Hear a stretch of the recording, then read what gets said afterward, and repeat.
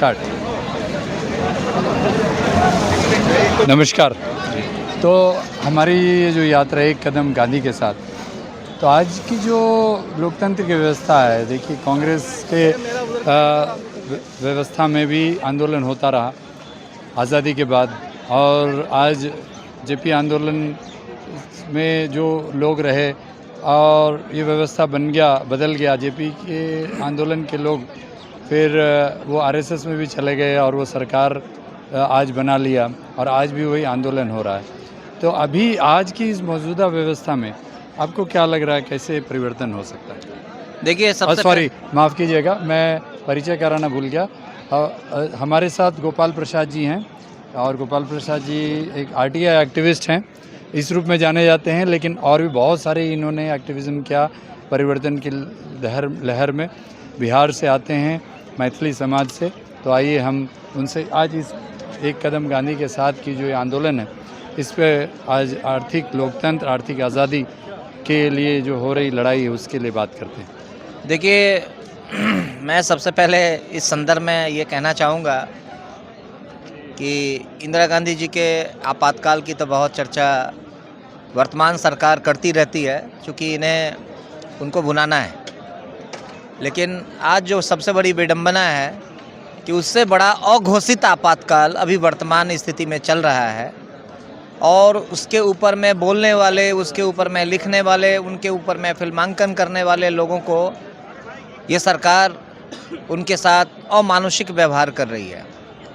इनके अपने जितने इनके पार्टी में चोर हैं, उन सबों को तो इन्होंने ठप्पा मार करके ईमानदार बनाने का सर्टिफिकेट जारी करना शुरू कर दिया है। असली बात यह है कि सच को सच कहने वाले लोग और झूठ को झूठ बोलने वाले लोग ही नहीं हैं, और वो इसलिए नहीं है कि उसमें निर्भीकता का अभाव है। और यह जो कार्यक्रम है, इसका मूल उद्देश्य इसी निर्भीकता की भावना को जनता के दिल और दिमाग में प्रस्फुटित करना है। और निश्चित रूप से जिन पदयात्रियों ने 56 दिनों की पदयात्रा के दौरान उन सारे अनुभवों को जिया है, देखा है, समझा है, अनुभव प्राप्त किया है देश और समाज के विभिन्न इलाकों में, उन्होंने अपनी सारी एक्सपीरियंसेस साझा किया है। और उस साझा अनुभव के आधार पर जो दूसरे लोग उस यात्रा में शामिल नहीं रहे हैं, वो साक्षी नहीं रहे हैं, वो उन अनुभवों के आधार पर उनकी निर्भीकता बढ़े, उनका जो ज्ञान है इसके संदर्भ में वो विकसित हो, वो संपूर्ण यात्रा के ऑब्जेक्टिव्स को, मूल उद्देश्य को समझ पाएँ। यह मूल भावना था, जहाँ तक मैं समझाऊँ। इसमें यात्रा तो होती रहेगी और आंदोलन भी होता रहा, वर्षों आंदोलन हुआ। अभी मौजूदा हालात है कि जो हमारा मूल प्रश्न है कि सरकार भी बदली। उस समय भी आंदोलन हो रहा था जब कांग्रेस की सरकार थी, उस समय भी ऐसे ही भ्रष्टाचार थे, और आज भी वही सरकार है, बदल गई चाबी बदले नहीं ताले।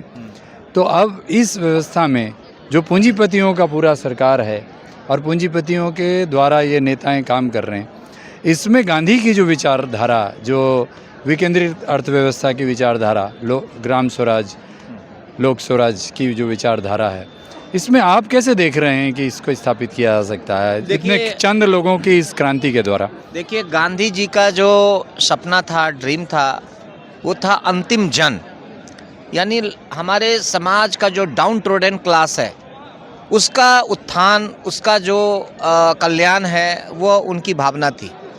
और उनका सपना ये भी था कि न्यूनतम आवश्यकताओं की पूर्ति होनी चाहिए। लेकिन आज तो अधिकतम आवश्यकता और विलासिता की आवश्यकता और ऐशो आराम की ज़िंदगी और पूरे भारत को कर्ज में जो है डुबो करके और घी पीने की और अय्यासी करने की ये परंपरा सरकार ने विकसित किया है। यह दुर्भाग्यपूर्ण है। आदमी को आज समझना पड़ेगा कि पहले कभी ऐसा था कि योजना मद और गैर योजना मद ये दोनों अलग अलग थे।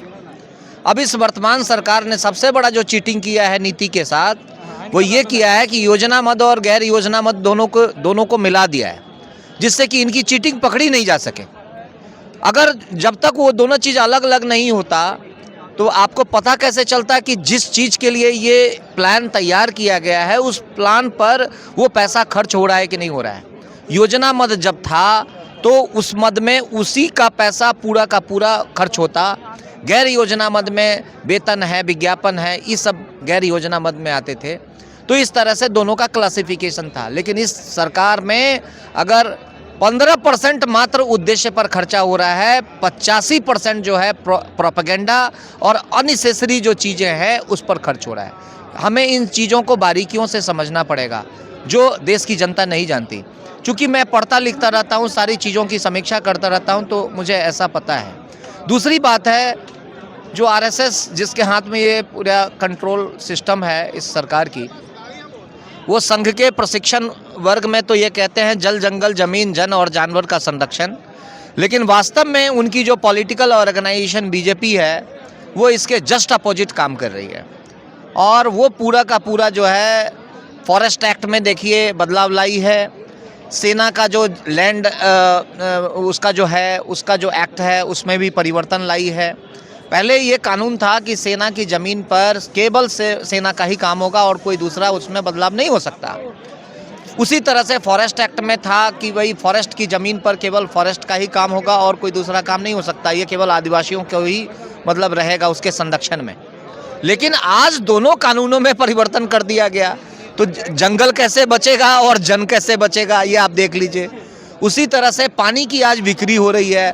आज बिस्लेरी जैसी कंपनियां जो है, आदमी को, भारत के आम नागरिकों को पानी नसीब नहीं है, शुद्ध पानी और निर्बाध पानी नसीब नहीं है, और बिस्लेरी जैसी कंपनियां जो है लूट करके हमारे संपदा पर, जल जंगल जमीन और जन के जानवर का जो मेन अधिकार है, हमारी जो एसेट्स है, हमारा जो रिसोर्सेज है, उस पर जनता का अधिकार है, कंपनियों का नहीं। लेकिन आज कंपनियों का अधिकार हो गया है और जनता का अधिकार ही नहीं है। बिजली हम महंगी कीमत में खरीद रहे हैं, पानी हम महंगी कीमत में खरीद रहे हैं। आज दिल्ली में देखिए प्रदूषण का क्या हाल है।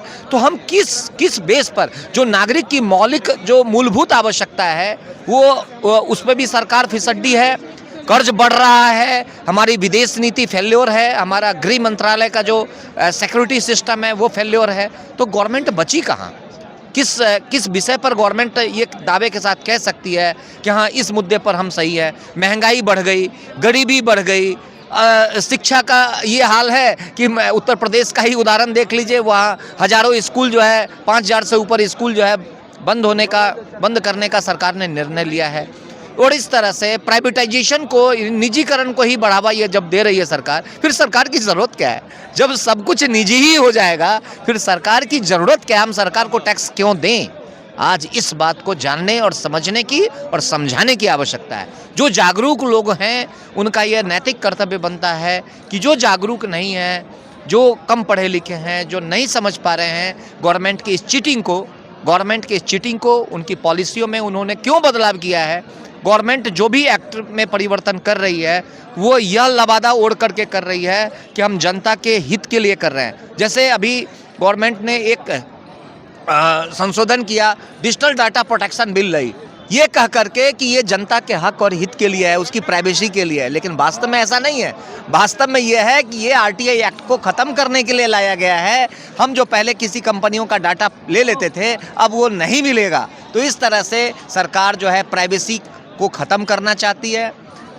सरकार को प्राइवेसी से कोई लेना देना नहीं है। कंपनियों की प्राइवेसी को वो रखना चाहती है। पारदर्शिता की हत्यारी ये सरकार है और ये ऐसा इसलिए है कि इसको जम के भ्रष्टाचार करना है, चूँकि प्राइवेसी से जो है इसको परहेज है और ये चाहते हैं कि कोई ऐसा चीज़ ना हो जो रोक ठोक सके। इसमें सॉरी मैं रोक रहा हूँ जी, इसमें जनता, सरकार तो उनकी है, पूंजीपतियों के द्वारा संचालित होने वाली, जी जी, इसीलिए जनता की सुनवाई नहीं है। हाँ। तो अभी इसके बीच में क्या सिर्फ जागृति और आंदोलन के माध्यम से ही हो सकता है, या कुछ हमारा विकेंद्रित अर्थव्यवस्था में, आर्थिक लोकतंत्र में हमारी जो ग्रामोद्योग, हमारी कृषि, उस पर हमारे आर्थिक स्वावलंबन के लिए कुछ कार्यक्रम करने के द्वारा भी हो सकता है? हाँ, निश्चित रूप से। देखिए, जो मूल मंत्र है स्वदेशी और स्वाभिमान, स्वदेशी, स्वाभिमान और जो हमारा स्वराज है, ये तीनों का बहुत महत्वपूर्ण रोल है जन जागृति में। और एक दूसरे को पर परपेंडिकुलर की स्थिति है, एक दूसरे में अनुनैसरे संबंध है। हम इस तीनों को अगर मजबूत बना दें तो मैं समझता हूँ जन जागृति ऑटोमेटिकली जो है गांव गांव तक पहुंच जाएगा। जितनी भी जागृति, चूंकि एक दूसरे के साथ कनेक्टिविटी है। आप देख लीजिए ग्राम स्वराज का जो सपना है, उस सपना को हमारा स्वयं सहायता समूह जो है पूरा कर सकता है। उसके माध्यम से गांव में जागृति आ सकती है, उससे स्वरोजगार भी बढ़ सकता है, उससे स्वदेशी को भी बढ़ावा मिल सकता है। जो हमारे पंचगव्य के प्रोडक्ट हैं उनकी मार्केटिंग ज़बरदस्त उसके माध्यम से हो सकती है। तो एक तरफ स्वरोजगार भी मिल सकता है और उसमें जागृति भी आएगी और उससे जो है एम्पावरमेंट होगा, महिलाओं का भी सशक्तिकरण होगा, गाँव का भी एम्पावरमेंट होगा। तो इस तरह से पलायन भी रुके।